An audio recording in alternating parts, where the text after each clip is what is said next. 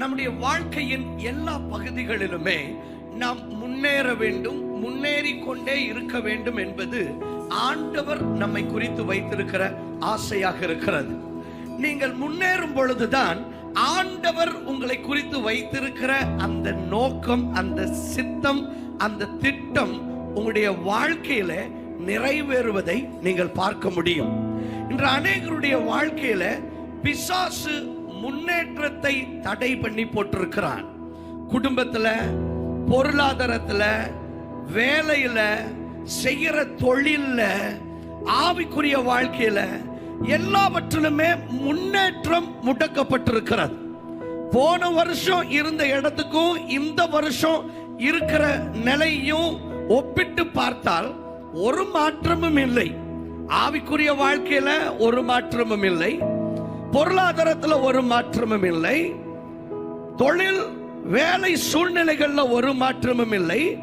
அப்படியே இருந்துட்டு இருந்துச்சு அப்படின்னு சொன்னா, தேக்க நிலையில இருந்து கொண்டிருக்கும் என்று சொன்னால் ஒரு காரியம் ஏற்கனவே தேய்ந்து கொண்டிருக்கிறது என்று சொல்லி அர்த்தம். Stagnation is a sign of lifelessness. ஆண்டவருடைய ஜீவன் இருக்கும் பொழுது எந்த ஒரு காரியமும் முன்னேறி கொண்டேதான் இருக்க வேண்டும். எல்லாரும் சொல்லுங்க, முன்னேறணும். சத்தமா சொல்லுங்க, எல்லாத்திலுமே முன்னேறணும். இது ஆண்டவர் நம்மை குறித்து வைத்திருக்கிற ஆசையாக இருக்கிறது. இன்னைக்கு நிறைய பேரோட வாழ்க்கையில முன்னேற்றம் இல்லாம இருக்கிறதுக்கு காரணம், நிறைய நேரத்துல எல்லாத்தையுமே பேய் மேல, மொத்த கேஸையும் மொத்த எஃப்ஐஆரையும் மொத்தமா பேய் மேல, அந்த பேய் தாங்க காரணம். என் குடும்பத்துல இந்த பிரச்சனை வந்ததுக்கு இந்த பிசாசு தான் காரணம். என் தொழில்ல இந்த காரியம் இப்படி நடந்ததுக்கு அந்த பிசாசு தான் காரணம். பிசாசு காரணம் இல்லைன்னு நான் சொல்லல. ஆனால் சில நேரங்கள்ல அந்த குடும்பத்துல அந்த பிரச்சனை வந்ததுக்கு அம்மாவோட வாய் காரணமா இருந்திருக்கலாம். அதுக்கெல்லாம் பேய வந்துட்டு குறை சொல்ல முடியலாமா? நம்ம வாயினால பிரச்சனை வந்துச்சுன்னா அதுக்காக பேய குறை சொல்லக்கூடாது. சிலருடைய வாழ்க்கையில முன்னேற்றம் நடக்காமல் இருக்கிறதுக்கு காரணம், ஒருவேளை அந்த தொழில்ல நீங்க உங்களுடைய ஸ்ட்ராட்டஜியை மாற்ற வேண்டியதாக இருக்கலாம். சிலருக்கு சோம்பேறித்தனம் காரணமாக இருக்கலாம். ஒருவேளை சிலர் இன்னும் கொஞ்சம் எஃபர்ட் போட வேண்டியது அவசியமாக இருக்கலாம். இப்படி முன்னேற்றம் தடைபட்டு இருப்பதற்கு சில பிராக்டிக்கலான செயல்முறை காரணங்கள் சில இல்ல பல உடைய வாழ்வுகள்ல இருக்கலாம். ஆனால் இவை எல்லாவற்றிற்கும் அப்பாற்பட்டு அநேக நேரங்களிலே முன்னேற்றம் தடைபட்டிருப்பதற்கு அது ஒரு ஆவிக்குரிய காரணமாக கூட இருக்கலாம். என்ன சொல்ல வர்றேன்னா, அந்த முன்னேற்றத்தை தடை பண்ணது ஒரு பிசாசாக கூட இருக்கலாம். ஏன்னா பிசாசுக்கு உங்க முன்னேற்றம் பிடிப்பதில்லை. Amen. There is a spirit that fights your progress. உங்களுடைய முன்னேற்றத்தை தடை பண்ணுகிற ஒரு ஆவி உண்டு. பார்வோனின் ஆவியினுடைய தன்மை என்ன அப்படின்னு சொன்னா, இந்த ஆவி உங்களுடைய முன்னேற்றத்துக்கு விரோதமாக போராடும். இன்னைக்கு நிறைய பேரோட வாழ்க்கையில இந்த அசுத்த ஆவி உங்களுடைய வாழ்க்கையில, உங்களுடைய கெரியர்ல, உங்க பொருளாதாரத்துல, உங்க பிசினஸ் முன்னேறக்கூடாதபடிக்கு, உங்களுக்கு ப்ரமோஷன் வரக்கூடாதபடிக்கு இந்த பார்வோனின் ஆவி அநேகருடைய வாழ்வுகளிலே முன்னேற்றத்தையும் உயர்வையும் தடை பண்ணி கொண்டிருக்கிறது. இந்த நாளிலே இயேசுவின் நாமத்திலே அப்படிப்பட்ட பார்வோனின் ஆவிகளை கர்த்தர் தம்முடைய பலத்த புயத்தினாலே முறியடித்து விடுதலையும் வெற்றியையும் உங்களுடைய வாழ்வுகளிலே கொடுப்பாராக. சரி, இந்த பார்வோனின் ஆவி என்றால் என்ன? யார் இந்த பார்வோன்?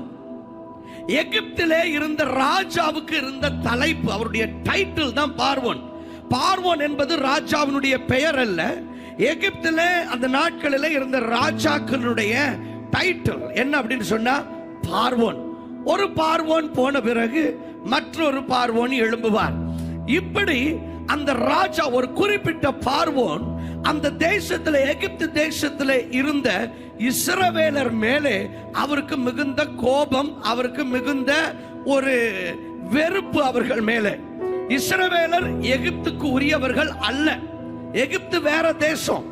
இஸ்ரவேலர் யார் அப்படின்னு சொன்னா, ஆபிரகாம் என்று சொல்லி ஆண்டவருக்கு இருந்த ஒரு ஃபேவரட்டான ஒரு மனுஷனுடைய சந்ததியின் பெயர் தான் இஸ்ரவேலர். நீங்க முறை சர்ச்சுக்கு வந்திருந்தீங்கன்னா குழம்பிடக்கூடாது, என்னடா அது பார்வோன்கிறாங்க இஸ்ரவேலருங்கிறாங்க. ஒண்ணும் இல்லை. ஆபிரகாம்னு ஆண்டவருக்கு பிடிச்ச ஒரு மனுஷன் இருந்தார். ஆண்டவருக்கு ஒரு மனுஷனை பிடிச்சிருச்சுன்னா, உங்களை பிடிச்சிருச்சுன்னா, உங்களை, உங்க பிள்ளையோட பிள்ளையோட பேத்திய, பேத்தியோட பேத்திய எல்லாத்தையும் மொத்தமா ஆசீர்வதிப்பார். ஹல்லேலூயா. அவருடைய கிருபை 1000, அவருடைய இரக்கங்கள் 1000 தலைமுறை வரைக்கும் இருக்குமா? Hallelujah. We serve a God of generations.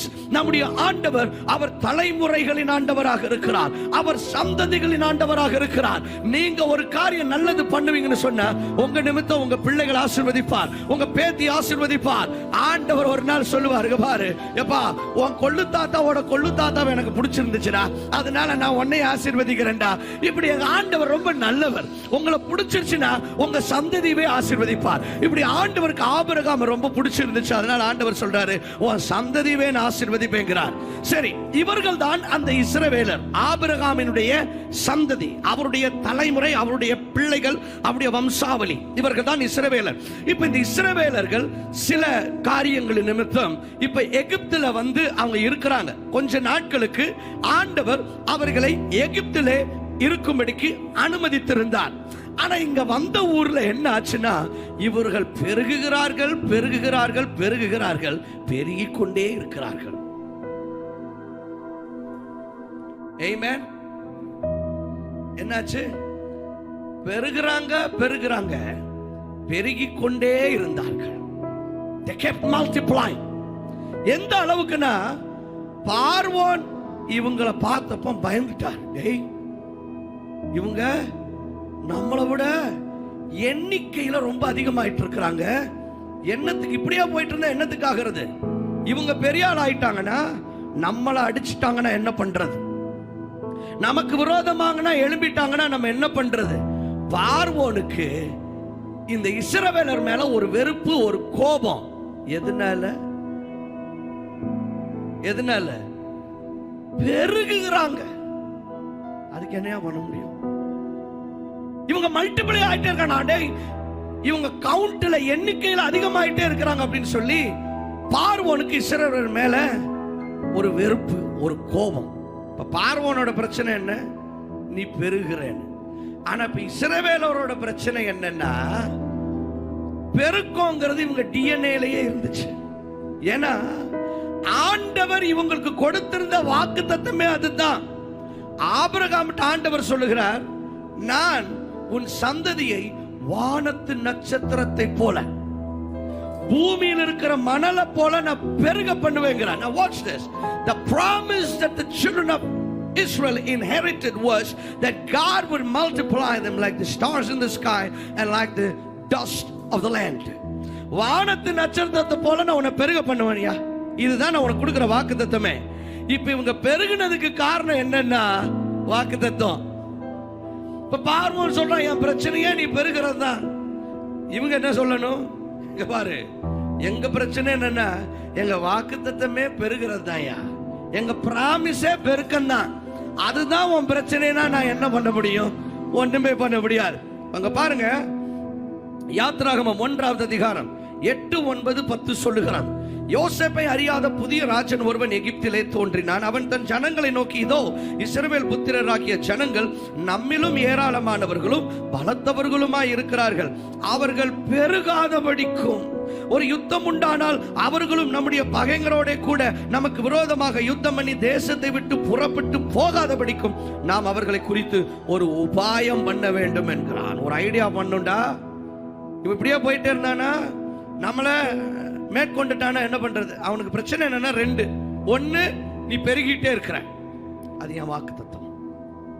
2வது, நீ இது ஊரை விட்டு ஓடிட்டேனா அதுவும் வாக்குத்தத்தம் தான். ஏன்னா ஆண்டவர் சொல்லியிருந்தார், ஒரு நாள் பாலும் தேனும் ஓடுகிற தேசத்துக்கு உங்களை கூட்டிட்டு போவேங்கிறாரு. இப்போ now watch this. The spirit of Pharaoh is a spirit that attacks your progress. இந்த பார்வோனின் ஆவியினுடைய ஒரு தன்மை என்னன்னு சொன்னா, உங்களுடைய முன்னேற்றத்தை அது தடை செய்கிறது. உங்களுடைய முன்னேற்றத்துக்கு விரோதமாக ஒரு போராடுகிறது. See, முன்னேற்றத்துக்கு விரோதமாக ஒரு ஆவி போராடுதுன்னு சொன்னா, அது உங்க வாக்குத்தத்தத்துக்கு விரோதமாகவும் போராடும்.